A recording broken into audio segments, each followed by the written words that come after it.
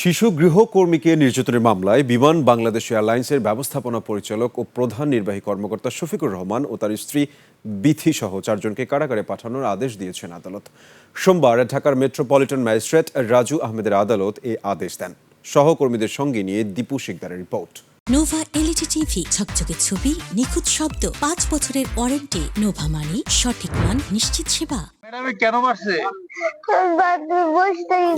বাবু দেখি না। 11 বছরের এই শিশুটি পেটের দায়ে গৃহকর্মী হিসেবে কাজ করত বাংলাদেশ বিমানের এমডি শফিকুরের বাসায়।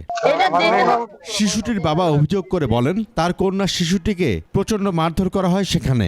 গুরুতর আহত অবস্থায় নেওয়া হয় হাসপাতালে, দেওয়া হয় চিকিৎসা।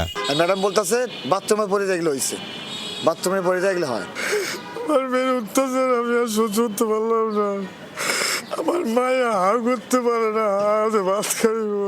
পুলিশ জানায়, এই ঘটনায় মামলা হলে গেল গভীর রাতে উত্তরা এলাকা থেকে গ্রেফতার করা হয় শফিকুর ও তার স্ত্রী সহ 4 জনকে। গৃহকর্মী নির্যাতন মামলার এজাহার নামী আসামি। গতকালকে আমাদের এজাহার এসেছে, রাত্রে মামলা রেকর্ড হয়েছে। পরবর্তীতে আমরা রাত 3:30-এ তার বাসা থেকে গ্রেফতার করি।